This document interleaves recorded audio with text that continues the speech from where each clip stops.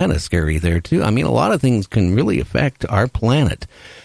Well, what can I say? Things happen, and all we have to do is just take one day at a time. Next, we'll have Liz on, and then I'm also going to have my weekend host, Michael W. Hall, will be on the second hour. Again, we're going to be talking to Liz about her new book about monsters and stuff like that. If you would like to hear Night Dreams Talk Radio on your local radio station, let them know.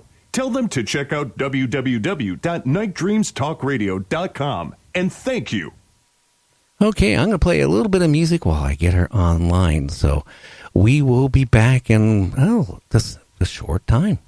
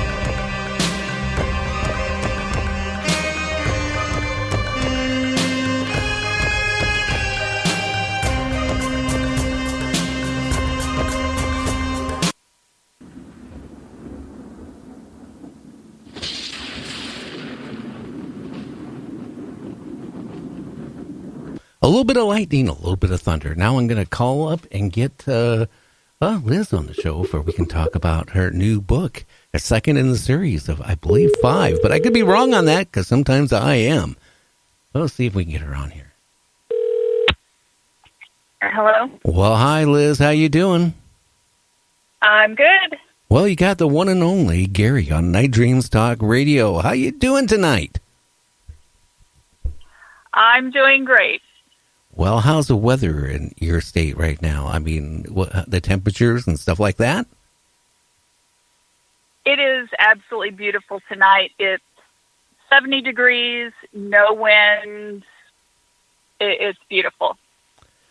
I like nice weather. I wish we could have nice weather like that 12 months out of the year. Well, let's take it back. Well, how about 11 months out of the year? I would sacrifice 1 month to have 11 good months. I could live with some crappy weather. I could live with that, too. Boy, you just keep, amazing me. You cranked out the second book and now a third book all so fast. Wow. You got energy. You got more than I have. Do you take Geritol by any chance? No. Don't do it. It doesn't do any good. I've had the series done for a while. It was just a matter of getting it published and getting it out. So I'm on the final edit of the third book, and hopefully in the next week or so it will be available too. Oh, wow. Well, let's talk a little bit of, I got to warn you, my weekend host, the paranormal lawyer, will be coming on here in about 3 minutes, and we're going to both, just pull your brain out tonight. Because we're into monsters, I guess, things like that. But I got to ask you, what got you writing this type of book in the first place, or these series of books? What got you into it? Well, the biggest thing is I have some health issues, and I had this really bad flare of pain. So basically I was on the couch.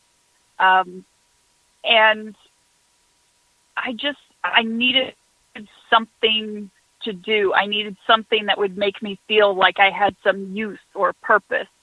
And in the meantime, everything at that point was Bigfoot. All the different Discovery Channels and Travel Channels, everything was Bigfoot. So I had looked up if there were any sightings in my area, and there were. And one of them was actually on the military base. And about 2 weeks after I had read about that, particular sighting, the trail that the sighting took place on was closed, citing safety concerns after a black bear sighting. So that just screamed military government cover-up. Bigfoot is being hidden on the military base, and that's where the idea came from. Oh, wow. So, I mean, okay, you got the ideas of Bigfoot and all these little creepy monsters and stuff like that.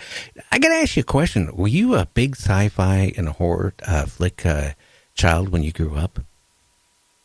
I grew up watching everything sci-fi. That was the big thing in my house. It was Star Wars, Star Trek, the X-Files. I still love the X-Files. Everything related to paranormal, whether it was ghosts or monsters or whatever it was. That was just something that my entire family was interested in.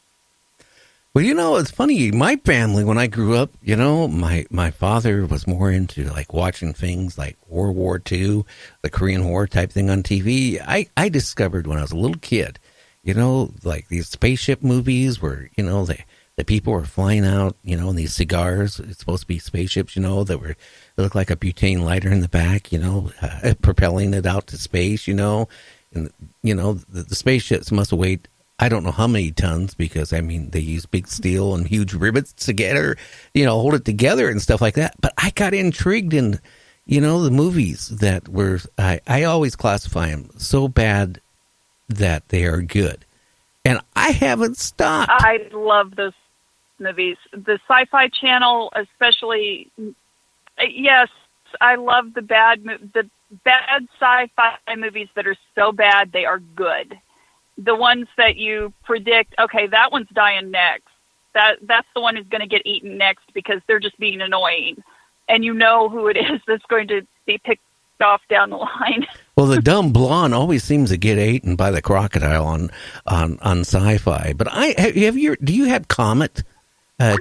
Oh, hey, my guest is calling right now. I'm going to add him on. Okay, Michael, are you there? Michael, are you there? Hopefully you're there, Michael. I hope you. Hello, Gary. It's Michael Hall calling in. Okay, and you can hear me. You can hear me this time.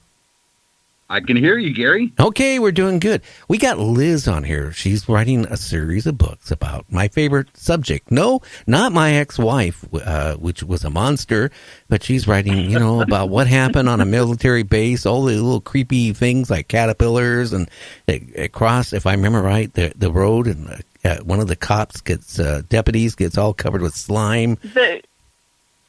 Wow. Yeah. The giant slug that he decides to poke with a stick, which is just not the smartest thing to do. Yeah. Yeah, never poke a giant slug with a stick. I would never do that. Well, you should know if you step on one, what happens when you step on one. Yeah, living up here in the Pacific Northwest, we all know what happens when you try to step on a slug. Oh, my goodness. Yeah, you get slug guts all over everywhere. Slimy thing. And don't pour salt on them either. But this deputy wasn't very smart. So why don't you tell a little bit about that out of your book, too, because I brought that out. Yeah, there are a lot of serious parts in them, but I definitely try to throw in some of the comedy and some of the things that you just, when they happen, you start laughing. That same deputy gets into a food fight with a poltergeist, along with the federal agent who is in charge of the entire program that caused this whole catastrophe to happen. It does not end well for them. Well, I guess they get probably covered with something, right? The thing empties everything in the kitchen at them. It even opens the refrigerator and starts throwing leftovers at them. Oh, wow. Oh, boy. In my case, I would be, ugh. So, wow. Anyway, Michael, a little bit about her.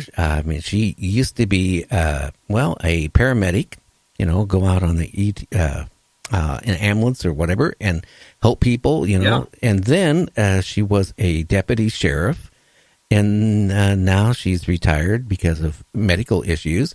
And she started writing a series of books. And I mean, I give this girl a lot of credit, not just because she shares all my posts for our network on Facebook. She's just, a cool person and writes cool books because you know what? I've never asked you this, Michael. Are you into like sci-fi movies and the type that are so bad that you have to watch them because they're good?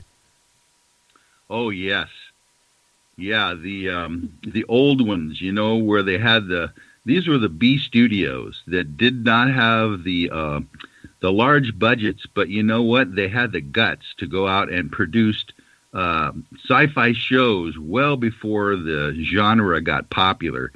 And, of course, you're not talking teenage, blondes from the outer galaxy, whatever characters and names they came up with. They were just outrageous, and they're so campy. Well, there's something. I was watching one today, I have to admit, okay? It's hot here today. And I did some running around today, but a couple hours before the show, I started watching, I started watching Comet Network, and they were showing this old, space show, where the astronauts were, going to rescue the other astronauts that disappeared on this planet that appears and disappears and appears and disappears, right? And I was looking, I was actually laughing my ass off, pardon my expression, because, the spaceship they're on, it was wobbly, you could see the string holding it, very poor effects. And then, like the old lighters, butane lighters, you used to fill up, with a can and fill them up. Yeah. Okay. It looked like it was propelling it, like somebody had a Bic lighter, one of the old ones, that had butane, and it was putting out that little flame, on the back where you want to light a cigarette off of it. And then, here's inside their spaceship, right? The gauges are like 6 inches around or 12 inches around for the, the pressure, the whatever, their fuel and all this stuff. Yeah. And here's the metal of the spaceship's held together with like these 2-inch rivets everywhere. And I'm looking at this. Wow, how could that thing ever got off the planet? Let alone they tried. I mean, let's face it. I mean, it was weird.